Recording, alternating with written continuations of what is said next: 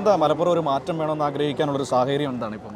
അല്ല, അത് ഒന്ന് ഒരു രാഷ്ട്രീയ സാഹചര്യം ഇടതുപക്ഷത്തിന് അനുകൂലമാണ്. ഇപ്പോൾ ദേശീയ രാഷ്ട്രീയം എന്ന് പറയുന്നത് ഏറ്റവും കാര്യക്ഷമമായി ഇടതുപക്ഷത്തെ മുന്നോട്ട് വെക്കുന്ന രാഷ്ട്രീയത്തോട് ചേർന്ന് നിൽക്കണമെന്ന് ആഗ്രഹിക്കുക. പാർലമെൻറ്റിനകത്ത് ഇടതുപക്ഷത്തിന് അംഗബലം കൂടുന്നത് നമ്മുടെ നാട്ടിലെ മതനിരപേക്ഷ വിശ്വാസികൾക്ക് ഒരു ധൈര്യം അല്ലെങ്കിൽ ഒരു കരുത്ത് ആണ് എന്നുള്ളൊരു തോന്നൽ പൊതുവെ ഉണ്ട്. കാരണം ഏത് പ്രലോഭനങ്ങൾക്ക് മുമ്പിലും പതറാതെ ഒരു പരിമിതിയുമില്ലാതെ നിലപാട് പറയുന്നവരാണ് ഇടതുപക്ഷം എന്നുള്ള ബോധ്യമുണ്ട്. ഈ സംഘപരിവാർ ഇങ്ങനെയൊക്കെ നിലപാടുകളുമായി മുന്നോട്ട് പോകുമ്പോൾ അവർക്കെതിരെ ശക്തമായ നിലപാട് പറയാൻ ഇടതുപക്ഷത്തിനെ സാധിക്കൂ എന്നത് തന്നെയാണ് അതിൻ്റെ ഒരു. അതോടൊപ്പം ഈ മലപ്പുറം തുടർച്ചയായിട്ടുള്ള ഒരു വിജയം, പ്രത്യേകിച്ച് മുസ്ലിം ലീഗിനൊക്കെ ഉള്ള വിജയം, അതിൽ അവർക്ക് നാട്ടിലെ ജനങ്ങൾക്കുണ്ടാകുന്ന ഒരുപാട് അസ്വസ്ഥതകൾ ഈ ഒക്കെ അവർ ഈ വോട്ടിൽ ഈ തെരഞ്ഞെടുപ്പിലൊക്കെ കാണിക്കും എന്ന് തന്നെയാണ് നമ്മൾ പ്രതീക്ഷിക്കുന്നത്.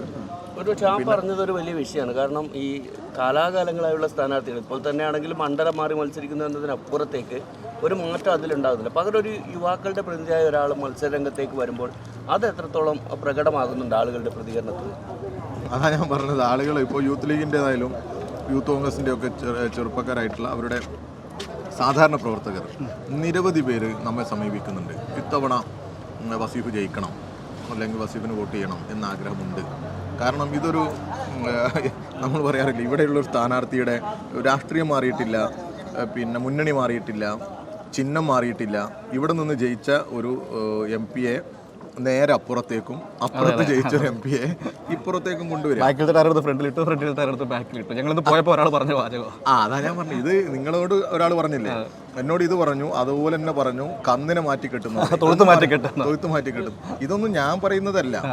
നമ്മൾ പോകുന്ന സമയത്ത് അതും ഇടതുപക്ഷക്കാരൊന്നും പറയുന്നതല്ല, ഈ നാട്ടിലെ സാധാരണ ജനങ്ങൾ പറയാം.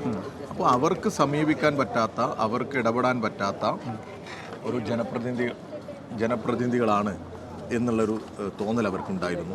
എൻ്റെ പ്രിയപ്പെട്ടവരോട് എനിക്ക് പറയാനുള്ളത്, അവർക്ക് സമീപിക്കാൻ പറ്റുന്ന ഒരു പഞ്ചായത്ത് മെമ്പറോട് എങ്ങനെ ഇടപെടാൻ പറ്റും, എങ്ങനെ സംസാരിക്കാൻ പറ്റും, അതുപോലെ സംസാരിക്കാനും ഇടപെടാനും പറ്റുന്ന ഒരു ജനപ്രതിനിധിയാവും ഞാൻ എന്ന് തന്നെയാണ് അവർക്ക് കൊടുക്കുന്ന ഉറപ്പ്.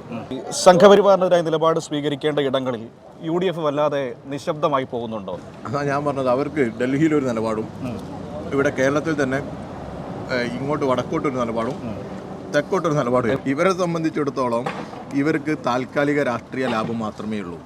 ഒരു ദീർഘവീക്ഷണത്തോടു കൂടി രാജ്യത്തിൻ്റെ താല്പര്യങ്ങൾ സംരക്ഷിക്കുക എന്നുള്ളത് ഇവരുടെ നേതൃത്വത്തിൻ്റെ ഒരു അജണ്ടയേ അല്ല. ഇപ്പോൾ വിലക്ക് വാങ്ങാൻ പറ്റുന്ന ഉൽപ്പന്നമായി കോൺഗ്രസിലെ പലരും മാറുന്നത് അതുകൊണ്ടൊക്കെയാണ്. ഒരു സ്ഥിരതയാർന്ന നിലപാടില്ല.